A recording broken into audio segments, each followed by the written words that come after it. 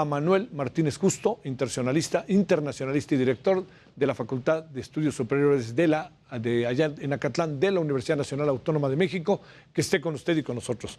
Manuel, doctor, muchas gracias que estás con nosotros. ¿Cómo te ha ido? Muchas gracias, Javier. Siempre es un privilegio estar contigo en este programa. Un gran saludo. Yo te lo agradezco profundamente y más en viernes, con todo respeto, Manuel. Oye, a ver, te planteo, cuando nos planteamos hoy el tema de la cumbre, dijimos, bueno, antes de llegar a lo de la cumbre, nos gustaría revisar un poco la política exterior del gobierno de Andrés Manuel López Obrador. Y si viste el inicio del programa, nos cruza por ahí Panamá, España, Bolivia, el propio Perú, ahora Colombia. ¿Qué piensas para pasar a la segunda parte que te preguntaríamos, que tendría que ver con la Cumbre de las Américas?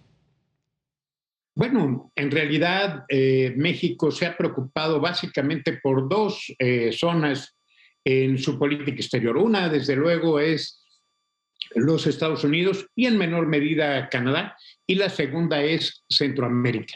Y a partir de ahí un poco también Sudamérica, como un elemento de interés, más bien de coincidencia ideológica con algunos países, que por una política y un programa muy bien definido hacia Sudamérica. La política exterior, si me lo permites decírtelo, Javier, no llega más allá de Centroamérica, a menos de que sea por coincidencia ideológica, como en el caso de Colombia o Argentina, tal vez Perú, donde tenemos algún tipo de vínculos más de carácter ideológico que por una política o por una estrategia de política exterior conscientemente planificada.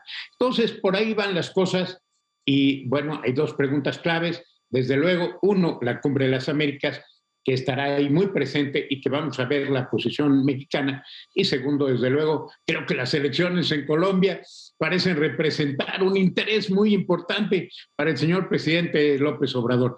Pero en principio, la política exterior de México no rebasa más allá de los Estados Unidos y del propio Centroamérica. A ver, déjame plantearte las dificultades que hemos encontrado, particularmente con algunos gobiernos.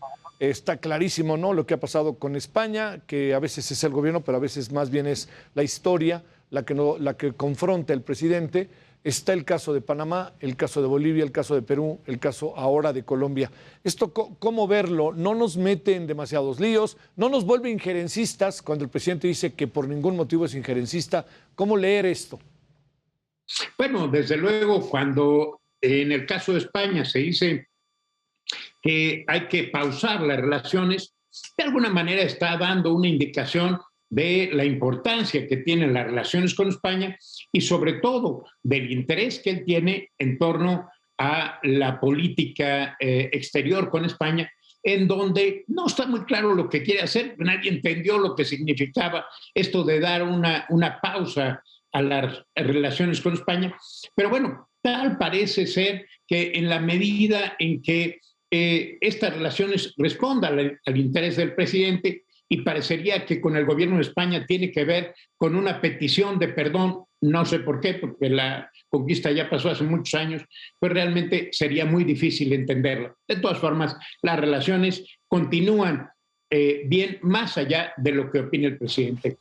Bolivia es simplemente una cuestión de orden ideológico, donde al presidente parece interesarle mucho esta especie de, no sé si llamarlo liderazgo de América Latina o de la América Latina de la izquierda progresista, para poder ir avanzando en este sentido, aunque de repente toma ahí como ejemplo el litio, etcétera, como si fuera un elemento tan esencial para México y sobre todo para la relación con Bolivia.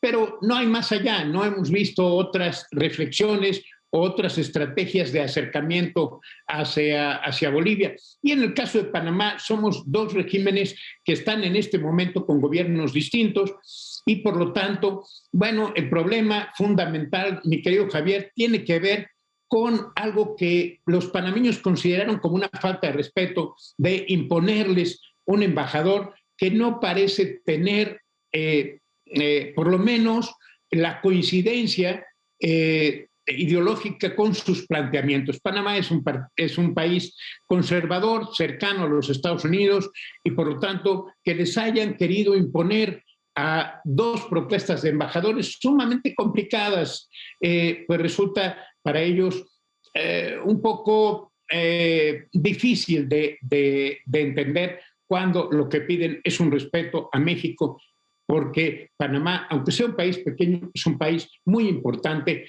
para Centroamérica. Entonces, yo diría que hacia Sudamérica más bien lo que prevalece son los intereses ideológicos. Centroamérica no rebasa más allá, yo diría que de Nicaragua, el interés, y por lo tanto se le hace a un lado a Panamá.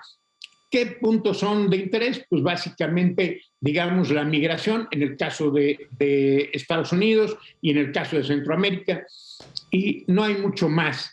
No hay mucho más que decir en torno a la política exterior mexicana hacia estas áreas y hacia estos países. Déjame cerrar esta parte para que nos des una reflexión final breve. Te pediríamos sobre la Cumbre de las Américas. ¿Piensas, Manuel, que es injerencista la declaración que hizo el presidente esta mañana sobre las elecciones en Colombia? Bueno, yo diría que desde luego cuando uno opina en torno a un proceso electoral que está llevando a cabo en torno a un país, y cuando uno opina de esa manera, si no lo podemos calificar con injerencista, sí es una toma de posición en torno a quien quisiera que ganara la elección. Colombia es un país muy conservador, pero en este momento se enfrenta a una situación de una toma de decisión muy difícil, muy compleja, en donde Petro es uno de los candidatos interesantes. Y bueno, el hecho de que el presidente de México, un país que es una voz muy importante para América Latina y en este caso en Colombia, porque no hay que olvidar que México pesa mucho en Colombia, y en ese sentido lo que opina el presidente de México es importante ahí, pues desde luego, por lo menos, si no es injerencista, es una toma de posición muy clara en torno a quién él piensa que debería de ganar la elección en Colombia.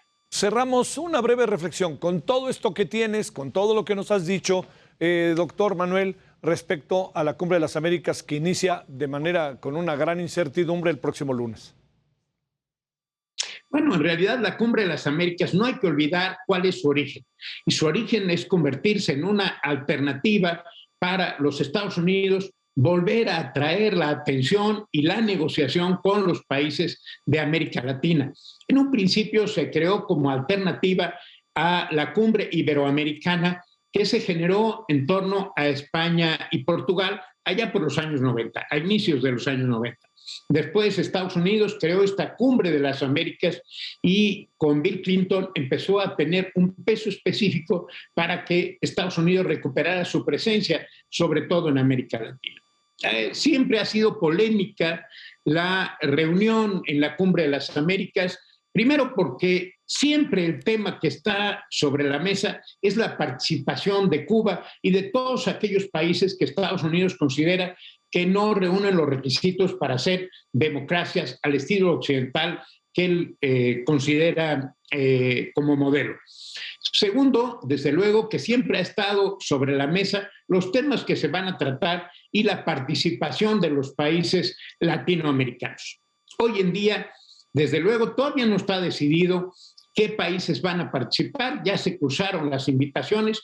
Creo que Cuba tomó una decisión muy conveniente en este caso, como es de decir que él no asistiría a la cumbre, y a partir de ahí, entonces, le deja las manos libres también a México para que en un momento dado pueda ser lo suficientemente flexible para acudir a la cumbre. De todas formas, yo no creo que eso cambie la posición del presidente López Obrador de acudir a los Estados Unidos. No ha acudido muchas veces. El presidente López Obrador prefiere quedarse en México a visitar el exterior, a menos de que sea, como lo hizo en una ocasión, a Estados Unidos y en otra a Centroamérica. Por lo tanto, es posible que México no vaya con la presencia del presidente, pero sí irá quien realmente representa a México en el exterior, que es el canciller Marcelo Ebrard. Yo creo que ahí va a estar el punto central. Si la diplomacia norteamericana logra convencer al presidente López Obrador y a algunos otros de América Latina para que vayan, pero si no va, tampoco no creo que pase absolutamente nada, porque las decisiones que se tomen ahí van a ser importantes para el resto de América Latina. Así que vamos a esperar lo que pase y quedan apenas unos cuantos días, una semana más o menos, y seguramente lo que se acuerde ahí, independientemente de que vaya el presidente López Obrador o no, que desde luego es un gran reto para la diplomacia de Joe Biden, pues de todas formas México aplicará los acuerdos que ahí se establezcan. Doctor Manuel Martínez Justo, director de la Facultad de Estudios Superiores allá de Acatlán, de la Universidad Nacional Autónoma de México. Muchas gracias, doctor. Buenas noches, que descanses. Muchas gracias, Javier. Un gran saludo para ti y a todos tus vídeo y audio escuchas. Muchas gracias. Gracias, Javier. Manuel. Adiós, Manuel. Gracias.